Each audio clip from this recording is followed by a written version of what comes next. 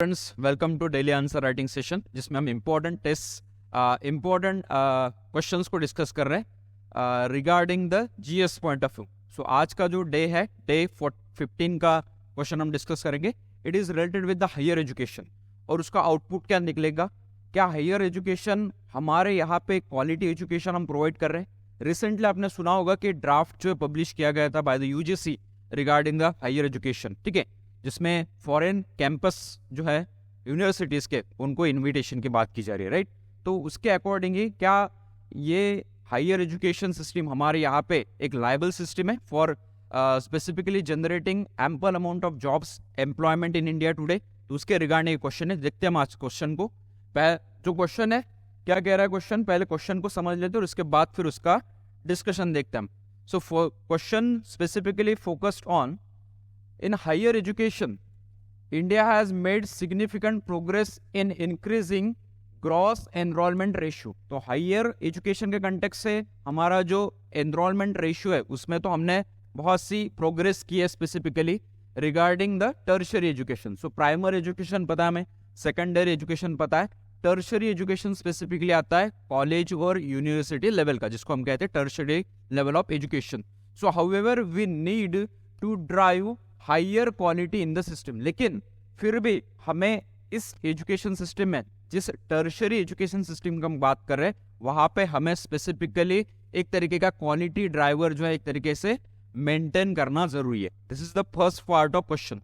Second part focus कर रहा है, फॉर्मुलेट कीजिए a plan for higher education which you seek to accomplish in the coming years.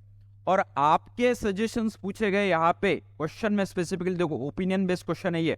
Formulate करना है आपको एक plan in that particular your body section, कि आप बताओगे कि ये जो चीज है हायर एजुकेशन के रिलेटेड, जिसमें हम स्पेसिफिकली हाई ड्राइवर की बात कर रहे हैं। High driver in the sense क्या, कि एक तरीके से क्वालिटी की बात कर रहे हैं, उसको अकम्प्लिश करने के लिए, एक तरीके से पूरा करने के लिए आप कौन कौन से प्लान जो है या फिर सजेशंस दोगे।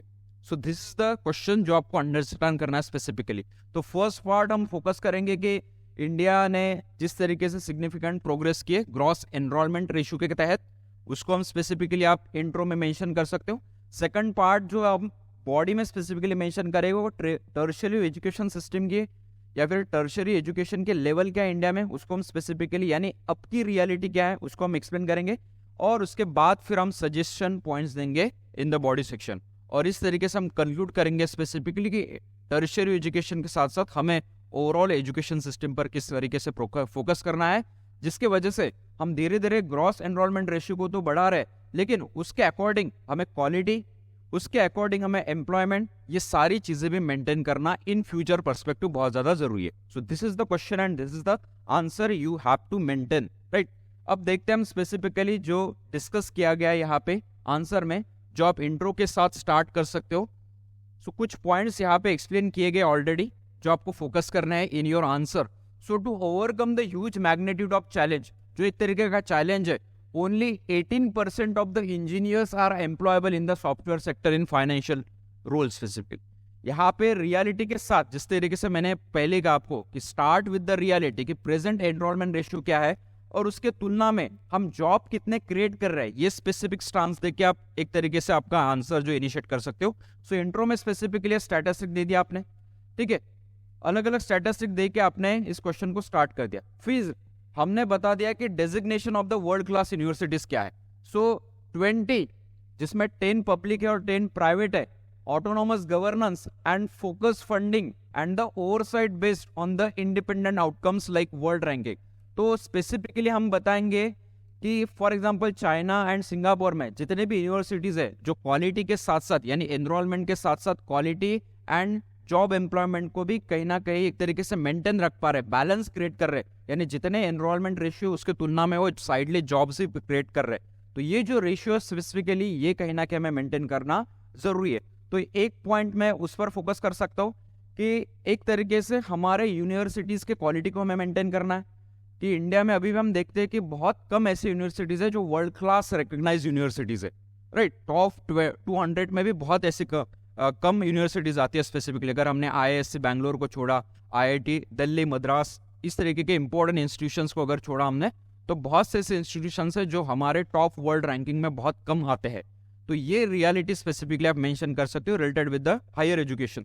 उसके बाद ऑफर कॉलेजेस जो है with post graduate teaching, excellent track record and commitment to the promoting excellence, ये भी आप स्पेसिफिकली मेंशन कर सकते हो कि इसमें से भी हायर एजुकेशन यूनिवर्सिटीज या फिर कॉलेजेस कितने हैं जो एक तरीके से एजुकेशन प्रोवाइड कर रहे हैं, एक्सेलेंसी मेंटेन करके ग्लोबल लेवल की या फिर ग्लोबल स्टैंडर्ड लेवल की, उसके साथ साथ रिसर्च एंड डेवलपमेंट पर हम कितना फोकस कर रहे हैं, that point also you can mention your answer. ठीक है, नेक्स्ट पॉइंट है कि allow colleges to develop their brand names, allow colleges to brand their name specifically, ये भी आप मेंशन कर सकते हो। And compete for good students and teachers, एक तरीके से स्टूडेंट्स एनरोलमेंट रेशियो भी प्रॉपर रखना है, साथ में जो टीचर्स या फिर जो स्टाफ है उसको भी हमें क्वालिटी मेंटेन रखनी है, एक तरीके से quality staff, high standard class हमें देखने को मिलेगा।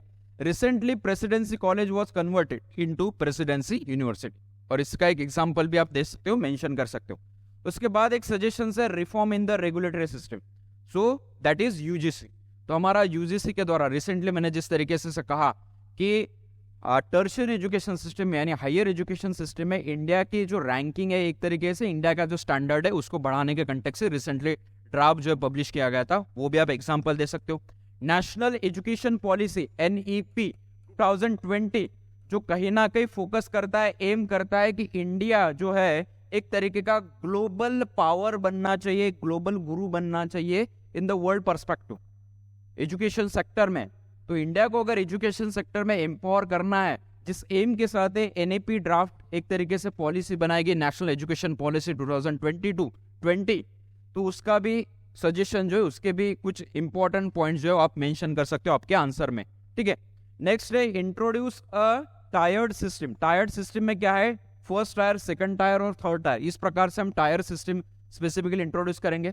फर्स्ट टायर में हम स्पेसिफिकली मेंशन करेंगे कि हम फुल ऑटोनॉमी दे, फुल ऑटोनॉमी किसके बेसिस पर, रिसर्च फोकस्ड यूनिवर्सिटीज पर, और हाई स्टैंडर्ड मेंटेन करें ऑफ ट्रांसपेरेंसी भी, एक तरीके से क्वालिटी को भी हम एनफोर्स करें, राइट, और उसके साथ साथ हम रिसर्च स्टाफ भी मेंटेन करें उसमें, और कॉम्पीट करें for the research products from the industries also.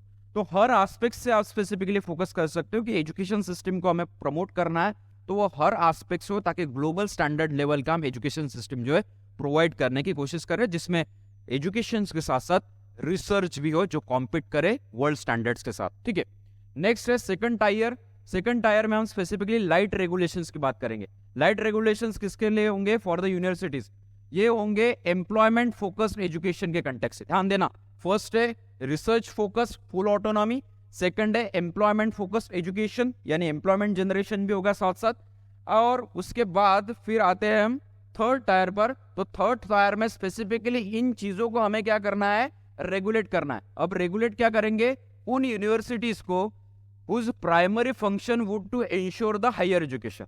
अब उन यूनिवर्सिटी को स्पेसिफिकली हम फोकस करेंगे थ्री टायर सिस्टम के थर्ड टायर में स्पेसिफिकली, जिनका प्राइमरी फंक्शन क्या है, हायर एजुकेशन को एंश्योर करना और प्रमोट करना।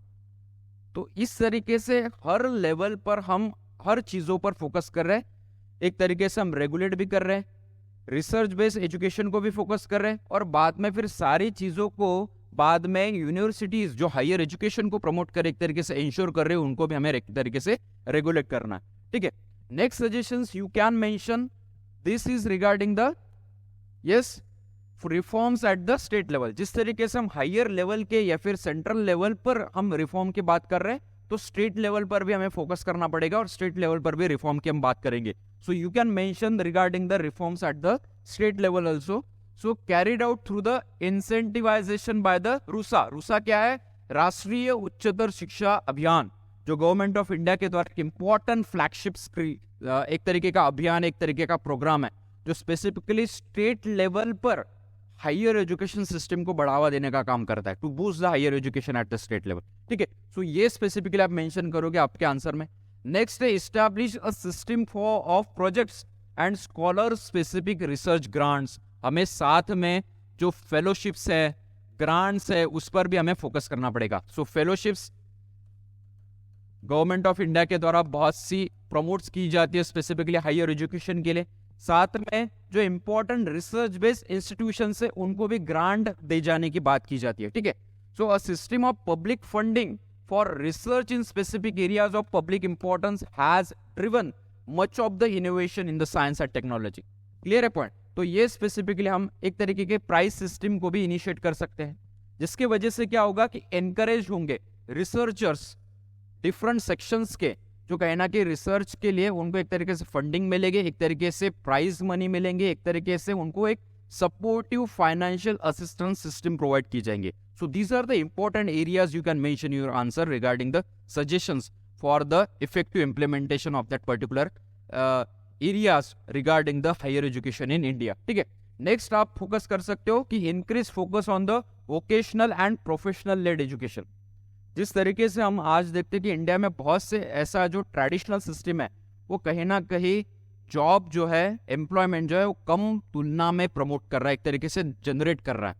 तो government generally skill training, vocational training पर अभी फोकस किया जा रहा है। प्रधानमंत्री कौशल विकास योजना के द्वारा भी गवर्नमेंट ऑफ इंडिया के द्वारा फोकस किया गया था कि हम स्किल एजुकेशन को प्रमोट करें, एक तरीके से रूरल यूथ में, अर्बन यूथ में, सेमी अर्बन यूथ्स में, जो यूथ्स है स्पेसिफिकली उनमें स्किल डेवलपमेंट करे, ताकि वो अपने खुद स्टार्टअप्स क्रिएट कर सके, अपने खुद के जॉब जो है वो एक तरीके से गवर्नमेंट के द्वारा उनके लिए जॉब्स जनरेट किए जा सके, राइट। तो we should focus on vocational as well as the professional led education.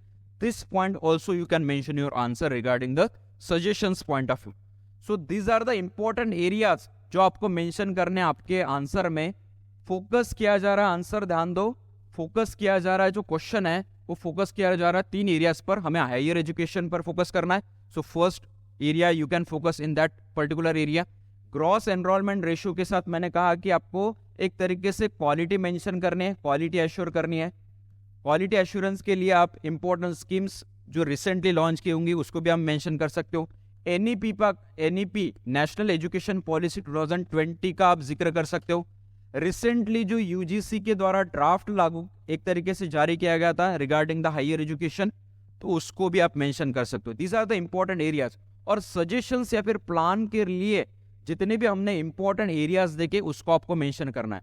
Try करो कि ये जो 7-8 पॉइंट्स हमने मेंशन किए इसमें से कम 3 या 4 इंपॉर्टेंट पॉइंट जो है आप आपके आंसर में मेंशन करो for formulating a plan for the effective delivery of the education system. उसके साथ साथ maintaining the quality and jobs and employment initiatives also and research based vocational as well as the professional led education growth in India also. So that's all for the day. इस question को फिर से आप attempt कीजिए, अपने खुद के language में इसको रिराइट कीजिए और एक तरीके से सारे एरियाज या फिर पॉइंट्स को आपके आंसर में कवर अप करने की कोशिश कीजिए। नेक्स्ट डिस्कशन के साथ हम मिलेंगे जीएस के इसी तरीके के एक इंपॉर्टेंट क्वेश्चन के साथ। तब तक wish you all the best. Thank you.